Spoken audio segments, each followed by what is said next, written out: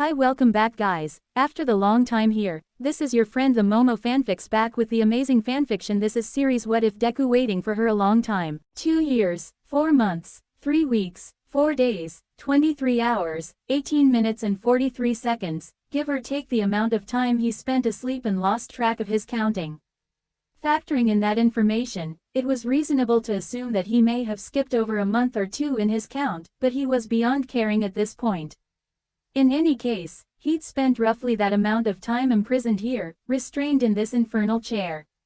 It wasn't even comfortable. Izuku had a lot of time on his restrained hands to think about random subjects, from the sciences to philosophical debate, but eventually even those trains of thought had reached their destination and he was forced to ponder others to occupy the time. Namely, random bullshit that didn't matter at all in the grand scheme of things. If Izuku was being honest with himself, and he was forcing himself to do that a lot more in the vain hope that whatever God saw fit to deliver unto him this punishment would forgive him should he atone for whatever it was he had done wrong. Currently, the best guess for his sin was how dishonest he had been with everyone, even if he told himself it was for a good reason. Protecting All Might. Wait, he got distracted again. He was thinking about the chair. Yes. He loathed this chair. Right, he got distracted again. If he was being honest with himself, he'd prefer being stuck inside those plastic things bolted to the desks back in Class 1A. The one he was currently strapped into had no padding, no arch support, no ergonomics, and was the very definition of brutalist architecture in chair format. Class 1A. Izuku shook his head to dispel the intrusive thoughts, doing his best to disregard his past life. The medical mask on his face pumping oxygen into his damaged lungs slid uncomfortably around scarred skin as he did so. Simultaneously, the barrels of 6 different ceiling-mounted machine guns adjusted their aim ever so slightly, zeroing in on his head and chest as they subtly shifted around. Still, he felt assured that they wouldn't fire. So long as he didn't activate or think about activating any quirks, nothing would happen. He learned that the hard way mere minutes after he first woke up in the body of All for One. It was really drilled into his skull what would occur when his new super regeneration quirk kicked in immediately after he was shot, causing every gun in the vicinity to unleash holy hellfire on the undying corpse sitting in the chair. It took a manual override from the control room situated off to his right to force the firing to stop, and even then, he was subjected to painful electrical shocks until he fell unconscious. All of that just so the damned doctors of this facility could come and reconnect his battered body to that accursed life support machine. Perhaps the worst part of this whole situation was that no one spoke to him beyond demanding he respond to the doctor that stopped by occasionally to ask questions about his health. Even when he was being fed by an attendant, he wasn't talked to, nor were his words acknowledged. Izuku was no stranger to social isolation. His childhood was practically filled with nothing but that in between getting yelled at and burned by Kachan, but even then, he had his mother to chat with at the end of the day. His lifeboat. Here, he had nothing. Of course, he tried to talk after the doctors were done strapping him back in a bullet hole-free straitjacket and explained the situation to them. How he had stupidly thrown himself into oncoming traffic to save the life of a little girl whose ball had rolled away from her onto the street, pushing her clear and taking the impact himself.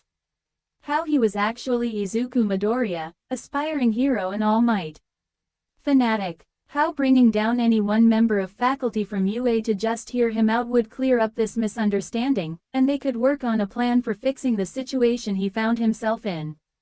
The first week of his constant pleading he was reminded with an automated message that prisoners should not speak unless spoken to. The second week, guards started loudly demanding over the intercom that he shut up and take his punishment, like a man. On the third week, those assigned to guard him had enough and forced the mounted guns to fire on the restrained figure, and he spent 10 agonizing minutes in hell as super regeneration kicked in, repairing all the damage he suffered at the cost of forcing the quirk-activated guns to keep firing. He'd never felt so glad when the high-voltage electric shocks knocked him unconscious. That was the last time anyone had talked to him beyond barking orders, when the warden announced an annoyed and clearly insincere apology for his staff's behavior over the intercom, assuring Izuku that they would be going through a mandatory, 10-minute corrective training course. He could practically hear the sneer in his apology. Unlike when he had broken his bones intentionally while still getting used to One for All, Izuku decided to actually take a lesson from the literal torture he'd suffered through in what he termed the third week, and shut the hell up. All of this meant that for the last, what was it now? It had probably been at least 10 minutes since his last count. Yeah, that sounded about right. All of this meant that for the last 2 years, 4 months, 3 weeks, 4 days, 23 hours, 28 minutes and 39 seconds, he had been imprisoned in Tartarus, unmoving and unspeaking unless directed to. Since he couldn't do much else, Izuku spent much of his time pondering the one whose body his consciousness now resided inside and explored every nook and cranny of its mind. What remained of All for One seemed fragmented though. At least, that's the best way Izuku could explain it. It was as if Izuku had moved into a new house, or in this case a body, and the previous owner left behind some of his furniture and personal belongings. As much as he wanted to deny it, he admitted there was a 99% chance that there was a not-so-subtle difference between the Izuku who had thrown himself in front of the truck and the Izuku currently strapped into this angular, blocky excuse for a chair. Smintos probably would have created something more comfortable for God's sake. Wait, no. He was getting distracted again. What was he? Yes.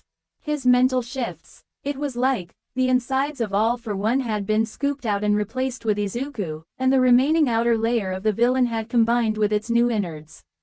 The thought that All for One was entirely whole, buried deep inside his mind and just waiting to escape flashed through his mind yet again.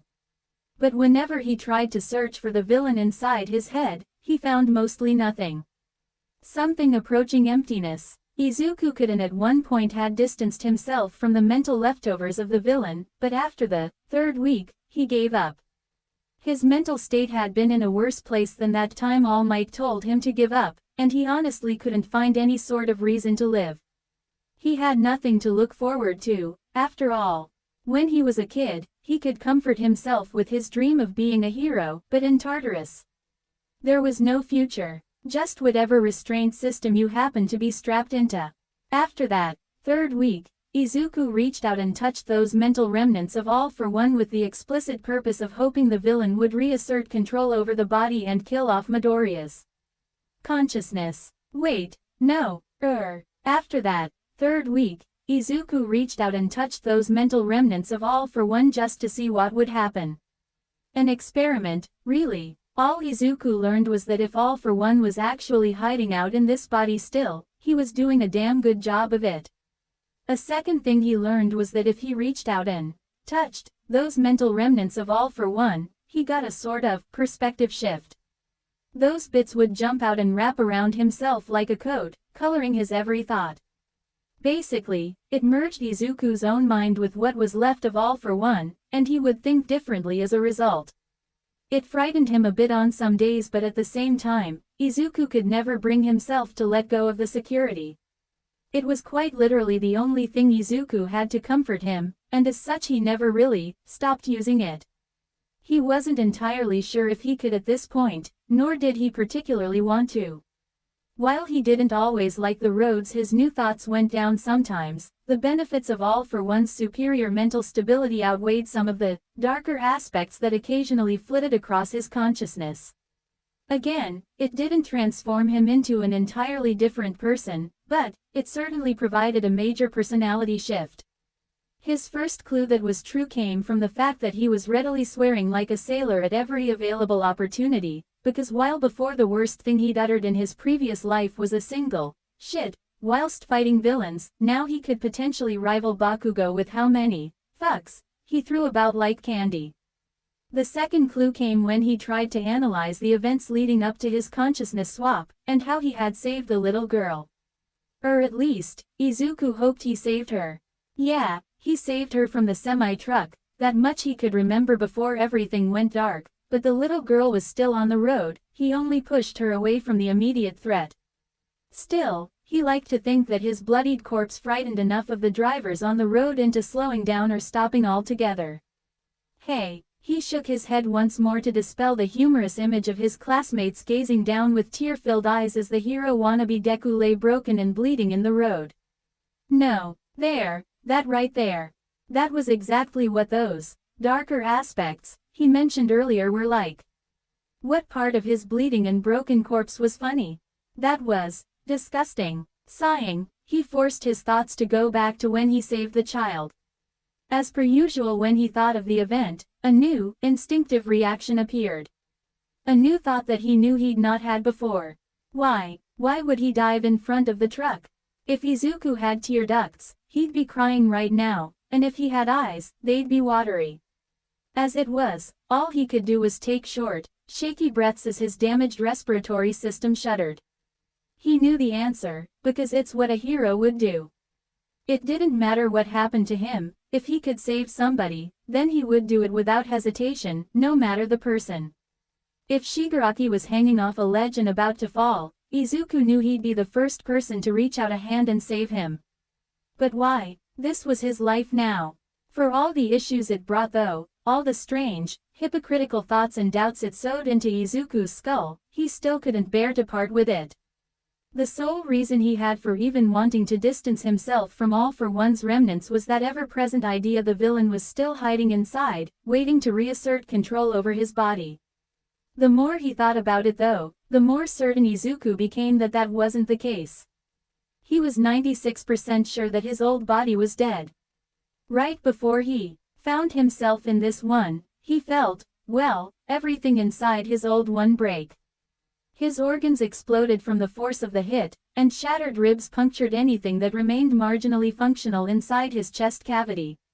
One of the many theories he'd come up with during his time in the chair was that he underwent a consciousness swap, not just a replacement. By that, he meant that All for One's mind had entered Izuku's body, and Izuku entered All for One's, with each side leaving behind little psychic imprints, or remnants, whatever you wanted to call them. He heard mumbling from the guards occasionally, sometimes they even purposely left the intercom on so they could taunt him with their conversation, though any attempt to communicate back would be met with a shock. They talked about their jobs and the prisoners they watched over, and even villains that were at large and expected to be transferred to Tartarus upon their capture, but he never heard anything about Midoriya. Or rather, his old body. Knowing All for One, he wouldn't just turn over a new leaf and try to live a normal life. He'd crawl his way back into a position of power by using Izuku's body and would have murdered everyone at Ua by now, or at the very least All Might. Plus, when the guards mentioned a while back that All Might had made a rather emotional televised statement about traffic safety, citing the death of one of his students, Izuku knew. His old body was dead, and any consciousness that resided inside his body at that time had died with it. For probably the millionth time in his relatively short new life, Izuku shook his head. It was so easy to get distracted. Right, All for One hiding out in his mental skinsuit that Izuku liked to wear. What's the probability? About 8%, if he had to hazard a guess. That was another thing he'd picked up. He now liked to think of things in terms of percentages, and found comfort in compartmentalizing information into handy numbers. Perhaps it was due to an intelligence-boosting quirk or something, maybe one that allowed him to do math really well. It'd certainly explain why whenever he thought back to old math problems he'd done in the past, he readily found the answer popped into his head like he had a calculator on his person at all times. He sighed again. It really was a low point in his life when he started redoing old math tests in his head just to stave off the boredom. Couldn't they have at least given him like, a TV or something? Wait, he had no eyes. How could he keep forgetting that? There were exactly two things that prevented him from just offing himself. 1. Super regeneration. That damnable quirk seemingly had like, no drawback whatsoever, besides being unable to heal scarred tissue or wounds that were cauterized. Basically, the wound needed to be fresh. In any case, there was the distinct possibility that Izuku snapping his own neck by utilizing one of his many strength augmentation quirks would just result in his neck being healed, and while he had an idea of how to permanently end himself, he didn't know how he'd be able to move his arm into a position that would allow him to decapitate himself. The restraints keeping him immobilized may have looked like plain cloth and nylon, but they were as strong as steel. He could undoubtedly break out of them, but not before the guns or electric shocks immobilized him. Secondly, and more importantly, he had a new goal. While he couldn't use any one of the vast multitude of quirks housed in All for One's body due to the guns pointed at him, pain has a way of making one lose the concentration required to utilize a quirk properly. After all, he was able to sort of peruse his inventory. Take stock of what he owned. Izuku sighed. He didn't own these quirks. Every single one of them beyond the original was stolen. Every single one, besides All for One. A smile came to his thin, damaged lips which he quickly crushed. It was ironic, really. The more Izuku thought about it, the more he realized that the names should have been switched around. One for All and All for One, it would have been a more apt description if their names were swapped. All Might's former quirk, One for All, contained the very souls of those who had the quirk in the past, which he would have really liked to know before he accepted it, All Might in addition to any quirks that the users themselves had. They combined into the core of One for All, and gave its current user that incredible power. All of its previous users' quirks, for one person to use. Well, that one person being him, anyways. Apparently, that was a new thing that not even the vestiges of the previous users seemed to know about. Or rather, now that Izuku could re-examine his few interactions with them through the lens of All for One, they seemed to have had an idea but wouldn't voice it. Why, he didn't know and honestly didn't care. The quirk wasn't his anymore, it wasn't anybody's anymore unless Ua did some serious necromancy to salvage the quirk which, considering how important One for All was, might not be too far off from reality, so there was no point in puzzling over something that he'd never get answers to. Meanwhile, the quirk All for One certainly had the capability of stealing quirks from others. The several hundred that Izuku could feel inside of him was a testament to that, but it could also give them to people. One single quirk, that could give power to anybody. If only All for One had been a nicer person. He would have made for a great hero. Wait, he got distracted again. His head shook more, finding the ability to chuckle lightly as he imagined what the guns pointed at his head looked like as they danced with his movements. He'd have used his infrared vision quirk to actually see it, but he'd have been shot for doing so. As he had been multiple times in the past, the most recent time being about 2 weeks back, come to think of it. For now, he'd just have to continue to suffer in the darkness. He sighed. Idly, he noticed he tended to do that quite a lot. Right, his goal, his new dream. The one thing he had to keep him going in this world. He didn't want to be a hero anymore. Maybe it was that little bit of All for One that was now stuck atop his consciousness, maybe it was the deep-seated hatred he had begun to fester within himself when the guards read a letter addressed to him written by his former homeroom teacher. The one where he spelled out his complete and total disinterest in meeting with the man, in addition to the lack of caring showcased by apparently every other staff member at the school, a not at all subtle warning to never speak Izuku's name ever again, accompanied by a very nice reminder to eat healthy and exercise properly. Exercise in Tartarus amounted to the electrodes placed around his body being activated at a low voltage to keep his muscles from atrophying, plus a foul-tasting cocktail of drugs and vitamins to eat with his nutrient slop that was served in place of actual food. He didn't exactly blame Aizawa, or anyone else for that matter though. He knew what it sounded like. Still, if they had just sent down somebody, anybody at all, he might have had an opportunity to get out of here. They denied him even that. Weren't heroes supposed to help everybody, even their worst enemies? That's what being a hero was all about. Butting into things where they didn't belong if they noticed something was amiss. Still, that didn't mean he wanted to be a villain. The very thought of hurting someone, even the idea of taking someone else's quirk forcefully, it sickened him. He could never do that. With one exception, but he'd get to that later. No, he had one very simple goal, and a plan for the future. Searching through his vast inventory of quirks, he'd stumbled across one he'd worked with in his past life. When he was still Deku, he'd found Search, Ragdoll's stolen quirk. Curiously, he also understood that it wasn't the original quirk he had, but rather a copy.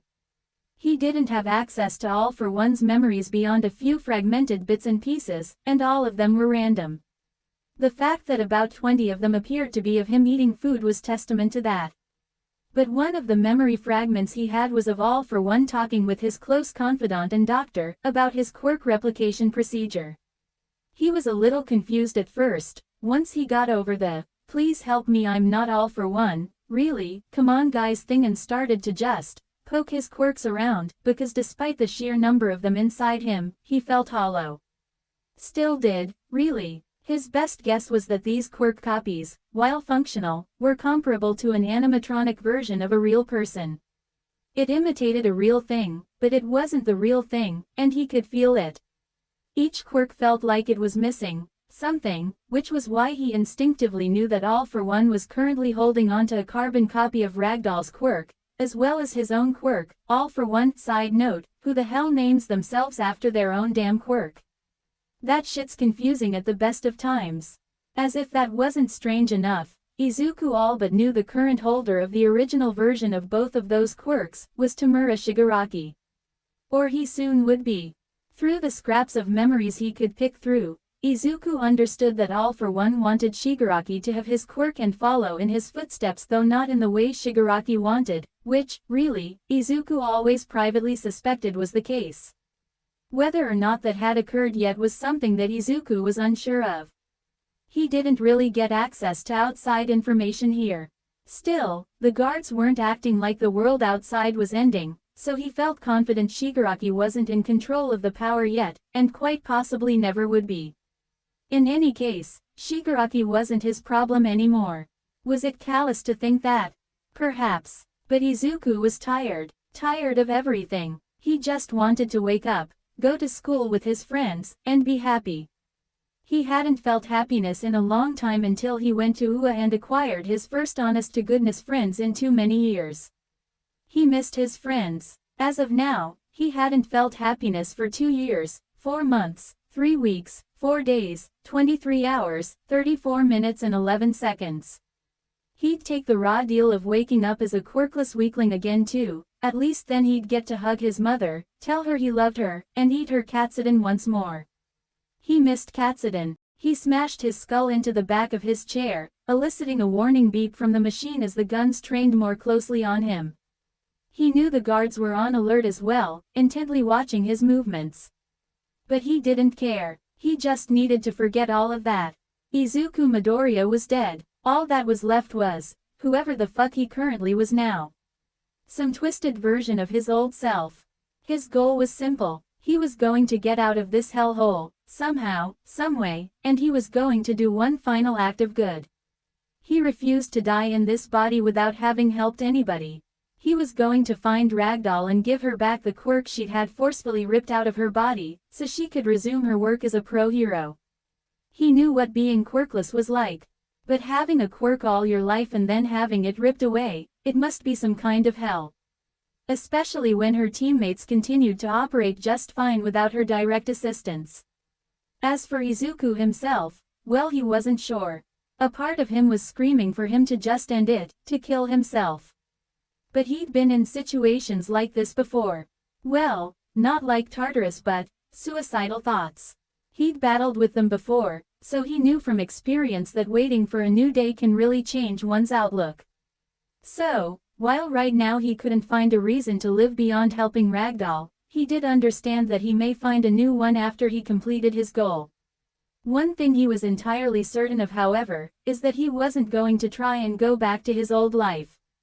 Izuku Midoriya was dead. He'd been dead for quite some time. Ignoring that little voice in the back of his head that told him nobody cared, Izuku understood that people mourned for him. His classmates, his mother, All Might. Aizawa himself probably skipped school for a few days to hide in his house. Izuku knew that the gruff man actually did care a great deal about his students. That was just it though. It wasn't fair to them. Izuku couldn't just try and step back into those bright red shoes he always wore and go about life like nothing happened. Not to mention, he was now in possession of one of the most powerful quirks in existence. And several hundred others. He was a liability, a major security risk. Even if through some magical means, the entire truth about Izuku's situation came to light, and people believed it, it wouldn't matter.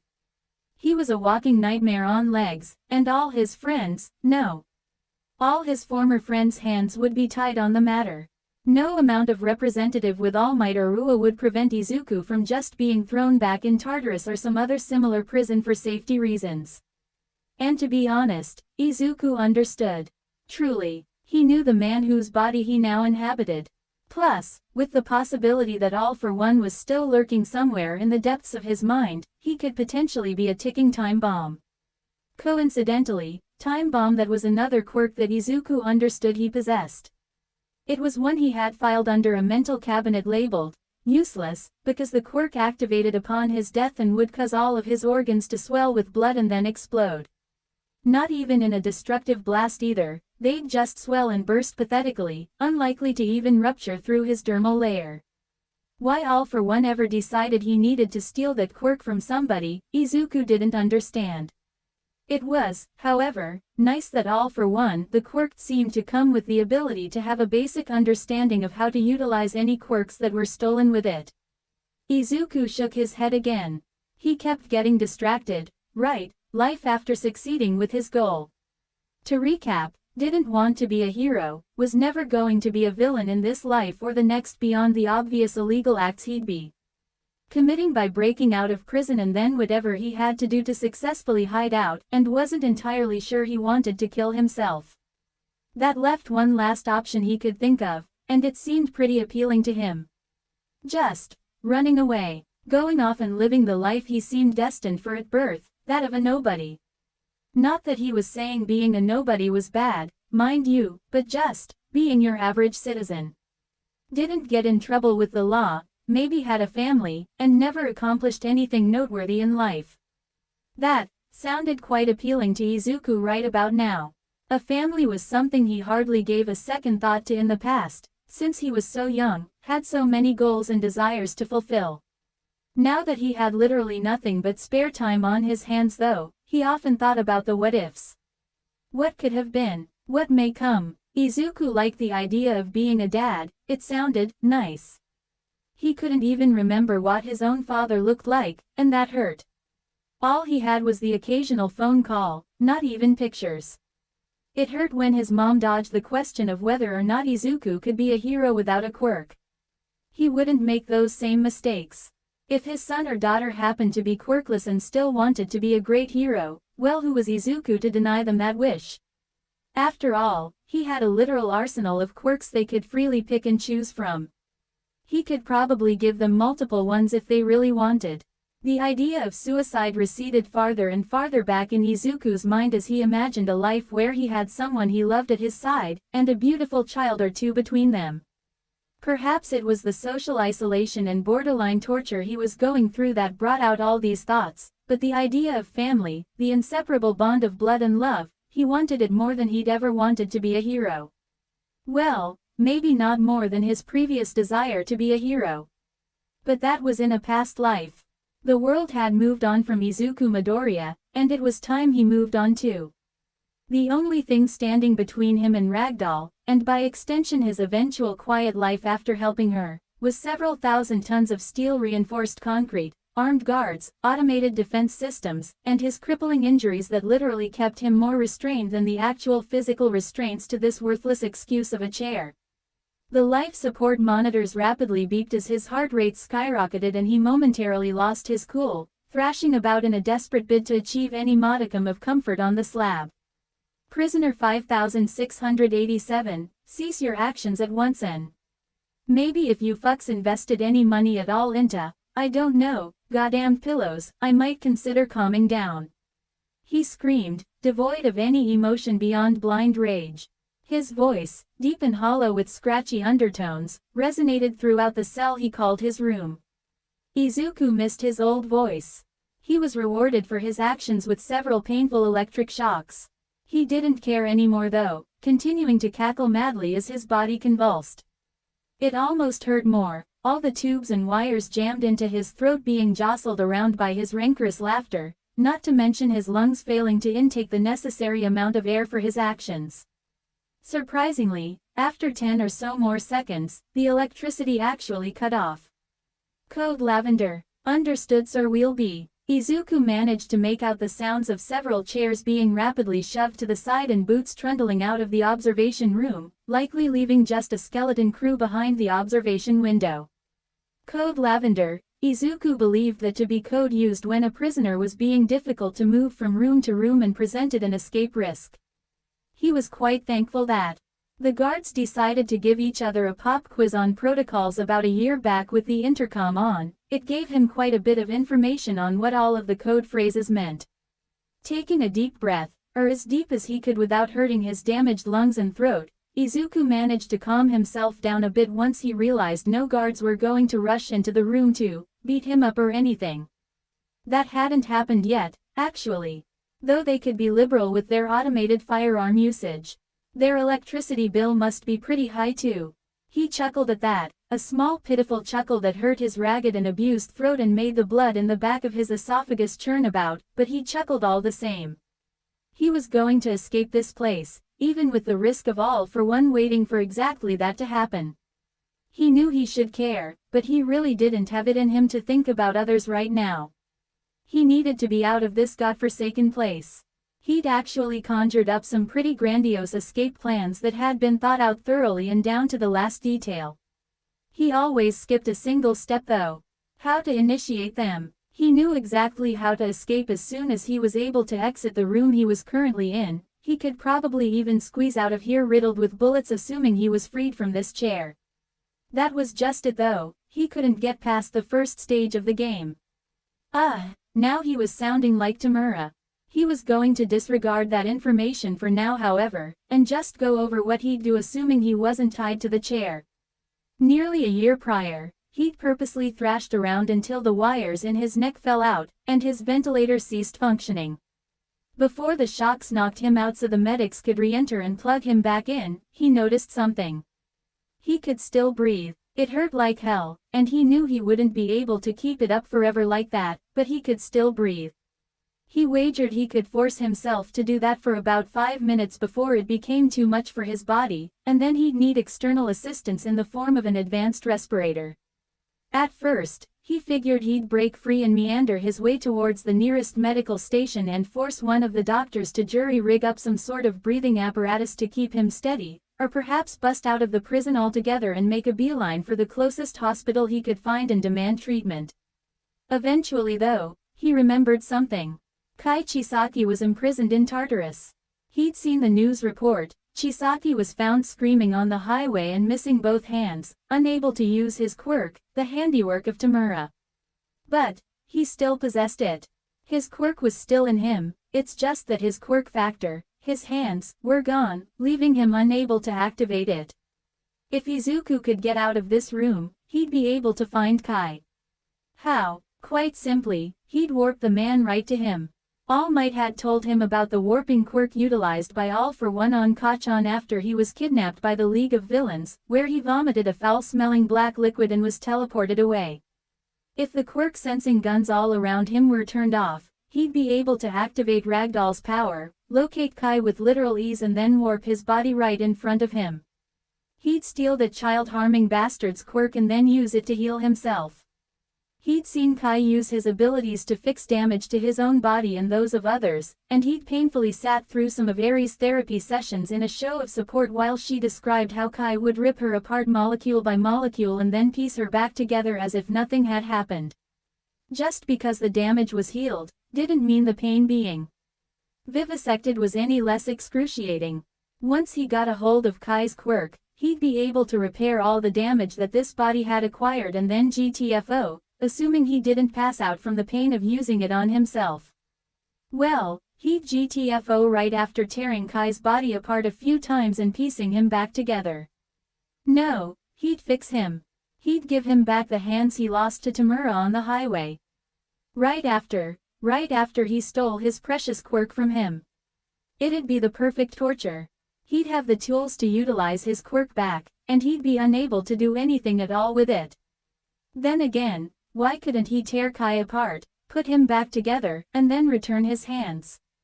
Yes, that was good.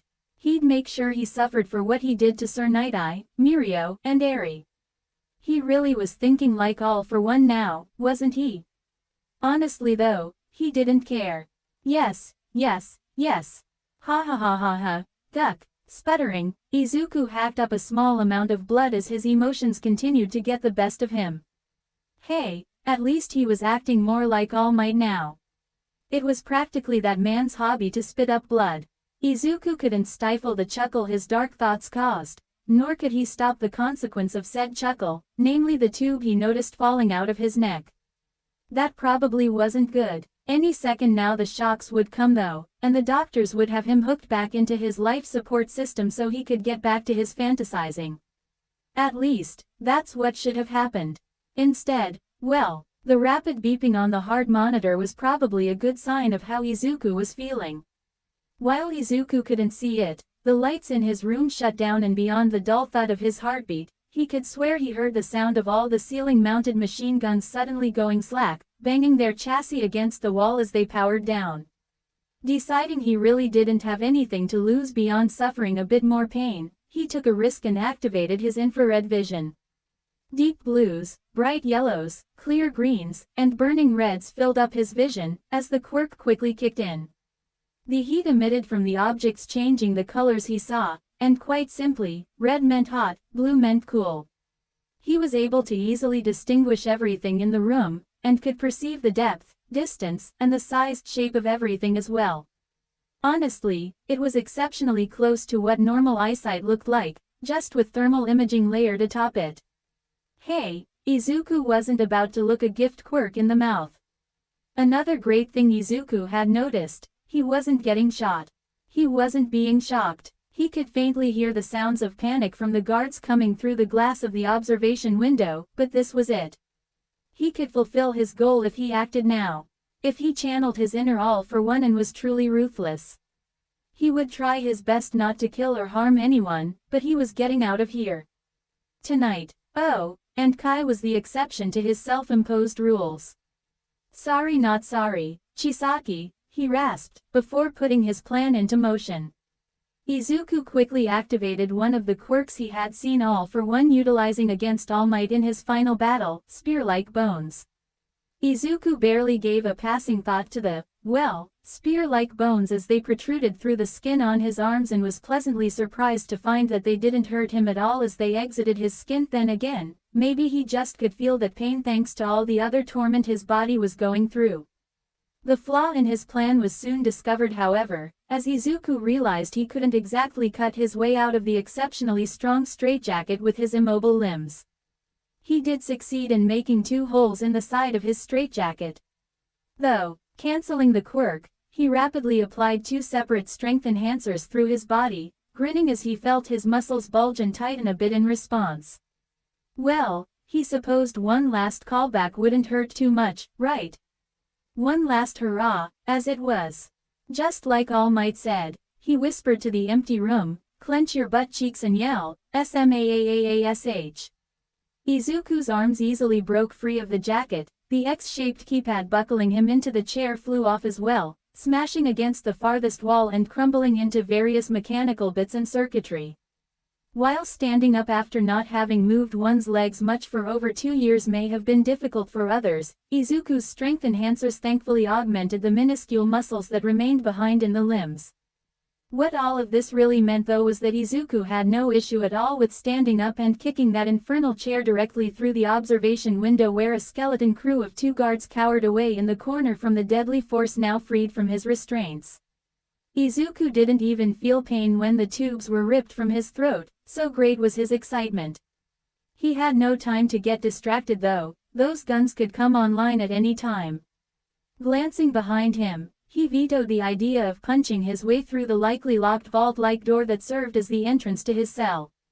It wasn't that Izuku felt he couldn't do it, but he was already feeling a bit tired from how he had exerted himself. He needed to get somewhere without the automated turrets, so he could warp Kai to him and heal himself.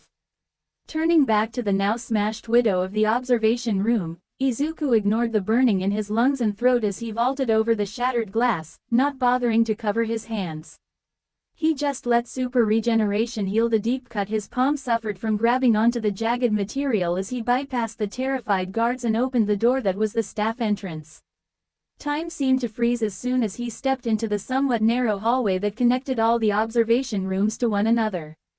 On either side, Tartarus guards froze in fear at the scarred figure of All for One panting heavily in the middle of their walkway, unsure of how to proceed. Their hesitancy allowed Izuku all the time he needed to apply spring-like limbs to himself, before pointing his open palms up and down the hallway. BWOOM. Izuku found himself unable to keep the smile from his face as he activated All for One's favorite quirk, air cannons, watching through his thermal vision as everyone in the hallway was blown respectably far off their feet and, more importantly, away from Izuku's position. Additionally, any doors that happened to be open in the hall as well found themselves slammed shut or ripped off their very hinges. Because he hadn't applied as many quirks to himself as All for One had in the Camino ward, it wasn't nearly the destructive typhoon that the cameras had recorded in his fight against All Might, but it was still a force to be reckoned with. He'd just need to hide inside one of these rooms for a moment to complete his plan. Taking a few steps to the left, he entered the observation room next to his own and slammed the door shut, quickly jamming an office chair that was unlucky enough to be next to him under the door handle to buy himself a bit more time. By now, he could hear panic all over the place. He was pretty sure that the way the entire building seemed to shake and the flickering lights above him meant that there were plenty of other criminals loose.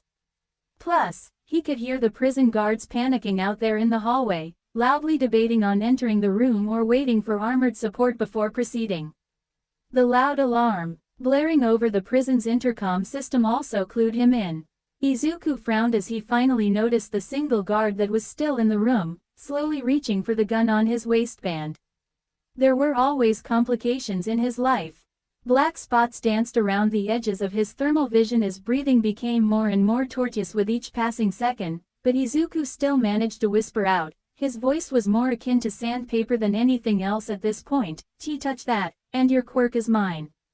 It seemed like something All for One might say, in any case. Even if it wasn't, it certainly had the effect he wanted as the trembling man's hands suddenly shot up directly in the air, a clear sign of surrender. Izuku approached and disarmed the guard, readying himself to toss the gun into the corner of the room. A quizzical look crossed what remained of his face right before he did though. Shrugging, Izuku activated another quirk he had made a note of, hot hands, and turned his palm into a biological smelter. The gun rapidly became red hot in the face of such astonishing temperatures, quickly turning to metal sludge. The mortified look on the guard's face was all the reward Izuku needed to know his plan had worked. He wasn't going to be trying anything heroic. Turning off all non-essential quirks, meaning everything beyond a single strength enhancer to keep his legs stable, he activated Ragdoll Search. Perhaps it was because he had fought the villain before and met him in person, but Kai's presence was rapidly located. In fact, it was the first person he sensed. Actually, there was an 87% certainty that Search was locating those he had previously interacted with in the past because after that, he zeroed in on Muscular, Moonfish, and the presence of someone young, whom he somehow instinctively knew to be named Mustard, from the attack on the training camp all those months ago. He chuckled, the horrible raspy sound emanating from his throat failing to convey any form of amusement to the horrified prison guard held captive in the room with him. Perhaps villains needed to stop picking names that started with the letter M. They didn't seem to be having a good track record here. Izuku was just going to ignore the fact that he sensed the hero killer stain in Kurogiri moments later. It'd have ruined the small amount of humor he found in the situation. Shaking his head, Izuku focused in on Kai's location, activating his terrible warping quirk. It wasn't quite like Kurogiri's warp gate, in that it could only bring people to and from the quirk's user. Still though, it was all Izuku needed. He sensed that a puddle of exceptionally dark blue liquid cooled on the floor in front of him, which meant that the stuff must have produced next to no heat. As the pool transformed into a large pillar of goo, he noticed a struggling red and green form thrashing about inside the mixture, tainting the deep blue with shades of color as the struggling transferred enough energy into the liquid to signify a temperature change. The sludge eventually disappeared altogether, leaving behind the lithe form of Kai Chisaki grasping at his neck with the stubs where his hands used to be. It was hard to make out with his infrared vision, but Izuku thought he could see the splotches on his skin where Kai was beginning to develop hives. Izuku scoffed at the coughing germaphobe, desperately trying to take in a satisfactory breath of air. All for one. The former villain managed to hack out, his eyes staring at the sunken splotches of scarred skin where Izuku's eyes used to be. Or were they where All for One's eyes used to be? Izuku shook his head as he placed his hand on Chisaki's head. He didn't have time for this, it was getting harder and harder to breathe by the second. "Don't touch, me," he cried, but it was far too late. For just a second, Izuku felt pity. Felt that what he was about to do was beyond cruel. But then he remembered what Kai had subjected Eri to, and what he had done to Sir Night-Eye and Mirio. The rest was surprisingly easy. Pulling on that mental trigger that constituted the quirk of All for One, Izuku felt a surge of power go through his hand on Kai's forehead. He noticed that in his infrared vision, his hand actually dropped its temperature for a few moments before rapidly heating back up to one of the deepest reds he'd ever seen. Arrrgh. Izuku barely heard Kai's scream of agony as his dreadful quirk was removed from the murderer's body. He was so in awe of the power he felt coursing through his veins and eventually, his entire body. While it only lasted about 3 to 5 seconds, he'd not felt a rush of power like that since he'd last used full cowl in his old life. He really wanted to slow down, to have the time necessary to process everything that was going on. What he was doing, if it was worth it, but he didn't have time. It was almost impossible for Izuku to get a satisfactory breath anymore, and he heard talk of hostages from the hallway, no doubt meaning they were already discussing strategies to bust the door down and take him out. He could feel it inside him, Chisaki's quirk. That terrible power of his, overhaul. It really was a shame Chisaki turned out to be a horrible person, his quirk was exceptionally versatile. "It doesn't matter," he croaked, turning his own hand on himself and placing it upon his damaged throat. Izuku would make sure to put Kai's quirk to good use. That man, he didn't deserve such power. Thanks to All for One's capability of having a basic grasp of the quirks he stole, Izuku was already mentally preparing himself for the task of repairing his damaged body. Izuku hoped his lack of knowledge in the field of biology wasn't going to impede him in his task, as that would mean he'd need to resort to Plan B. Plan A was to simply work on repairing his lungs, using overhaul to fix the damage like how Kai was able to heal himself and his subordinates with his power. However, All for One's quirk informed him that his hypothesis about overhaul was correct. Kai could manipulate and change matter, not create it. Seems the law of conservation of mass held up even under the physics logic-defying reality of quirks. Izuku could not create a new lung out of thin air. It was his hope to use other parts of his flesh to fix the damaged bits, and let super regeneration cover up any damage he accrued from cannibalizing himself for the job. Plan B piggybacked off super regeneration as well, but Izuku wasn't keen to try it. As he'd been all too aware of throughout his entire stay at Tartarus, he was coughing up blood. Even the doctors couldn't stop him from doing it, his lungs were just broken, much like All Might's. That meant there was an open wound in his chest, which, by extension, meant super regeneration wasn't functioning correctly where his lungs were concerned. Sure, it couldn't heal scarred tissue, but scarred tissue didn't bleed. Scars were what formed when the body healed. Something in his chest was just wrong, and Izuku was very afraid that it was the organs themselves. If he ripped out his lungs, there was a 50-50 chance that he'd either grow a brand new pair of perfectly functional ones, or he'd totally ruin his chances of, well, living. Honestly, it was even less than a 50-50 chance. All for One had super regeneration for several years, and a damn doctor at his side nearly 24/7. Super regeneration was fast, but not impossible to get around. There were certainly speed-enhancing quirks and surgical tools that could be used to outpace get around the regeneration factor. Izuku highly doubted that the intellectual powerhouse that was Dr. Kudaiguraki hadn't considered the idea of just using super regeneration to grow a brand new pair of lungs before, which meant for whatever reason, the idea had been considered and promptly discarded. If All For One wasn't willing to do it, Izuku certainly wasn't keen on figuring out why, since All For One's health problems were now his health problems. It was particularly odd when the quirk kicked in. It was like his thermal vision was switched off and he found himself in a blackened void, surrounded by nothing but grayscale representations of the object he was working on. In this case, it was himself. He wasn't going to look a gift horse in a mouth though. He was concerned that he wouldn't be able to see his work properly with thermal vision being a major limiting factor, not to mention the fact he had to uncomfortably crane his neck downwards just to peer inside his chest, but the grayscale removed that issue. The smile on his face grew a small bit as his hands operated with the skill of a dozen surgeons, pulling the skin of his chest away with near-practiced ease, pushing apart the muscle fibers, ribs, and other organs that blocked the path to his lungs. By the time he'd reached his destination, Izuku was able to determine that they were rather pitiful lungs. They looked blackened, veiny, and more closely resembled something he'd seen in those anti-smoking PSAs his middle school forced him to watch during health class. Each passing second chipped away at his resolve as the already daunting task he'd set out to do became all the harder. Izuku shook his head and was thankful that overhaul slowed down his perception of time. He didn't have to focus on his near inability to breathe right now, and could just focus on the task at hand. If ever there was a time to go plus ultra, it was now.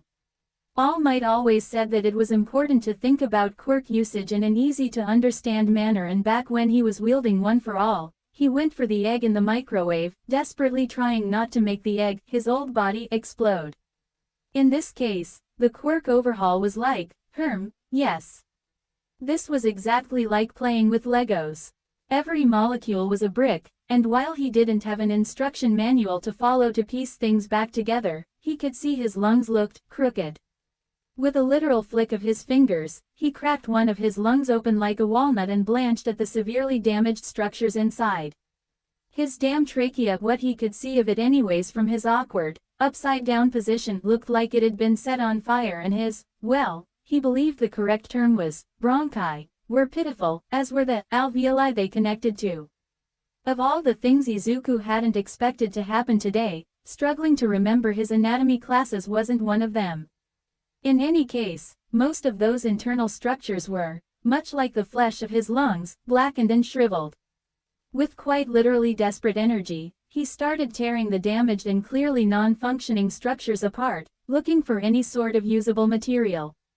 Underneath all the blackened gunk was gray gunk, which Izuku hoped was viable tissue. What looked like healthy parts of his lung were grayish, so the young man hoped this was a close enough situation. Izuku's respect and disgust for Kai increased yet again. His knowledge of the human body must have been unparalleled. The former Greenet easily acknowledged that the man could have been a scientist at Island with his intelligence, something Izuku already privately suspected was the case back when he was rescuing Eri from his clutches. The former Yakuza boss was the head researcher in his own personal laboratory, and while his methods were unnecessarily cruel and sloppy in the name of efficiency, why waste time drawing blood when you can just make someone explode and collect the runoff, he still developed quirk erasing bullets by somehow managing to devise a method of not only activating someone's quirk, Ares Rewind, from cells that had been removed from the original host's body, and then somehow shove the technology inside a fucking bullet. That knowledge only made Midoriya hate the man all the more. Izuku continued to rip all the gray chunks away, setting them off to the side, and wasn't that weird, setting chunks of his own lungs off to the side of his lungs before very carefully taking apart what was clearly a healthy bronchi and alveoli. He studied their structures, looking at how all the molecules seemed to fit together like the Lego bricks they were, and after he felt confident enough, that is to say, not at all confident, he slowly started assembling all those gray chunks he'd set aside earlier into mostly perfect replicas of the healthy parts he'd observed. To the outside observer, his hands were moving faster than a speeding bullet as blood sprayed out of his chest. To Izuku, he was building his own Lego set, doing his best to make it look nice and neat.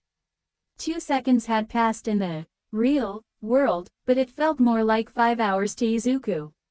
Thankfully, he'd yet to feel any pain, but he knew that as soon as he stopped using overhaul, his nervous system would kick in and it'd be a struggle to just remain conscious. He had managed to assemble the Lego house that was his lungs, and in what he would consider a semi-decent manner. Quite frankly, he was rather disheartened by the final product, but it was the best he could do. By his own estimates he'd removed, very nearly, 43% of his lungs. Considering they were already shrunken and damaged before he started his task, that meant he'd removed a little less than half of what remained of his lungs. He didn't need to be a mathematician to know that wasn't good, by any definition of the word. On the bright side, what was left consisted only of totally healthy or partially healthy tissue. Anything that looked like it could squeeze out even a molecule of oxygen, Izuku kept. All the remaining necrotic tissue that resembled charcoal more than anything else was lumped into squishy, disgusting ball of flesh and blood floating in front of Izuku, which he was perfectly content to let drop to the floor to be forever forgotten. He was quite certain he'd be breathing better than he was before, the only question was would better be enough? Only one way to find out, really. The former greenette grabbed the ribs he'd removed from his chest cavity and let float around in the void that surrounded him, clicking them back into place as easily as one would stick a magnet onto a slab of iron. His other organs were arranged in a neat fashion, the muscle fibers and skin gently laid back atop his chest like a blanket slid atop a mattress. Izuku inevitably ran into another problem because his life seemed to be one car crash after another at once. That metaphor was quite literal, and his hopes of feeling any sort of decent after this impromptu surgery plummeted. His neck was, without a doubt, riddled with holes, and his esophagus felt like it was loaded with scar tissue. While Izuku could crane his neck down to peer inside his chest, he couldn't do the same thing for his throat. While he had a rubbery limbs quirk that he could utilize to stretch himself around like Mr. Fantastic to acquire the correct angle, he wasn't entirely sure how well that would translate with his wounds, nor how that might impact his surgery. Hell, he wasn't even sure he'd be able to fix himself with a mirror if he had one, because that was diving into the mechanics of how his vision worked with this weird grayscale overhaul provided. Was this simply piggybacking off of his thermal vision quirk, or was overhaul providing him with an entirely separate method of vision? If it was just piggybacking off thermal, he wouldn't be able to utilize a mirror in any way, shape, or form. Gritting his teeth, Izuku realized he'd need to do a patch job of some sort if he wanted his work to have any effect, so he tore himself open and fumbled around with his hands to search for any issues in lieu of visual confirmation. If he felt rough scar tissue, he tore it off and smoothed it over with nearby flesh like he was spreading butter onto a slice of bread. Holes, he treated much the same. He could only hope the flesh he was cannibalizing for the job wasn't too important in its original position. This was seriously cutting into his chances of actually making it out of here, but Izuku mustered up the willpower and resolved to do the best job he possibly could, even when he was performing his own surgery blind. He needed to get out of Tartarus. He unequivocally refused to get back in that chair. If a guard stood between him and freedom, the opposite of getting strapped back into that literal torture device, he wasn't sure the guard would be walking out of that situation alive. If worst came to worst, he wasn't even sure he wouldn't purposely cut himself down to prevent that from happening, even if it meant Ragdoll would never get her quirk back. With that in mind, he resigned himself and figured that he'd done the best job he could considering his limitations. Izuku folded the skin of his esophagus and neck back over, before canceling out overhaul, only to immediately collapse onto his knees, fighting to remain conscious as mind-numbing agony coursed through his entire body. Searing, startling, blinding white-hot pain flooded his every thought as the skin upon his chest flew off his muscles, before those two were tossed callously out and to the side. Ribs popped right out of his chest while his lungs exploded and then imploded immediately afterwards in a matter of seconds as everything else painfully reassembled itself to a state of perfection. Just as quickly as that pain appeared, it ended. Izuku had suffered from a condition known as sciatica in his old body, wherein the muscles in his leg would occasionally squeeze down, crush, or otherwise rub the sciatic nerve that ran down one's leg, even though said nerve was not meant to be crushed or squeezed down upon. The end result was an exceptionally painful sensation actually rivaling that of when he broke his bones. The thing about sciatica though, was that the pain was instantaneous and didn't linger. It was pure agony for the split second when he felt it, but then it'd go away just as quickly, not even a hint of tenderness or soreness left behind. Of course, it'd return as soon as the muscles clamped down on the nerve, but the blinding pain was there and gone in a flash. That was exactly what using overhaul on himself felt like. Suffering on an immense scale, for but a few seconds.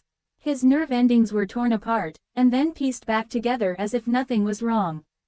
He felt far better than he had before he used the quirk, and while the pain was definitely seared into his memory, his chest felt considerably better off than it had before. He wasn't quite able to tell if there was any pain through the mental aftershocks that had him reeling, but for the first time in 2 years, 4 months, 3 weeks, 4 days, 23 hours, 51 minutes and 8 seconds, Izuku took a fairly painless breath of fresh, non-machine supplied air. It seemed that he wasn't able to take a very deep breath, but again, he was still breathing under his own power without too much issue now. He could, without a doubt, work with this. The smile that graced his face was probably thin and crooked, but it was made with genuine happiness. Forcing himself back onto shaky legs, Izuku's infrared vision noticed the guard's hands, once raised in the air, had flown to his mouth and were poorly holding back a spray of liquid that spouted out around his fingers. His eyes seemed to be focused on a greenish-orange, rapidly deforming ball on the floor in front of Izuku, but then again, it was hard to tell which way he was looking in thermal vision. The guard promptly decided to punch out from his shift in the waking world, as his body slumped over and he promptly slid out of his chair, face first into the aforementioned ball. Ellipsis. That ball was probably all the bits of his discarded lungs, now that he thought about it. Actually, no, he didn't want to think about it, because then he might want to vomit too.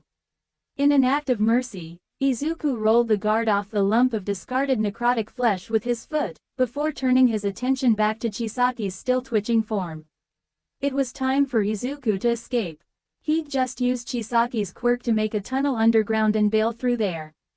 As a bonus, he could even use overhaul to erase any evidence of his tunnel having existed as soon as he was done using it. Truly, the power to manipulate matter itself was a frightening one. It was too bad Chisaki seemed content to just build massive spikes to impale people with. He could have been a powerful doctor, or an infallible sculptor with a gift like this. Not to mention, all the possibilities of what he could have done as a hero.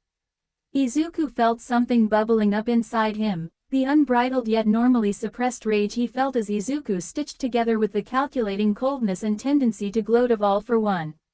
Words came spilling out of his mouth before he even thought of saying them. I never, thought I'd say this but I must thank you, Kai Chisaki. You squandered your gift when you used it to torture Eri, and killed anyone who stood in your way. Now though, I see you for what you actually are. You were simply a vessel designed for the explicit purpose of ferrying me this wonderful quirk, weren't you? Izuku said, his voice much clearer than it had previously been. It still wasn't what Izuku would consider healthy, but it was better than his previous, 80-year-old smoker, voice. He was struggling to breathe around his words, but he was still doing it. It'd suffice for now. His musings were cut off by the, all for one, we know you're in there. Release the hostage and surrender yourself peacefully, no one has to get hurt. It's impossible to break out of Tartarus.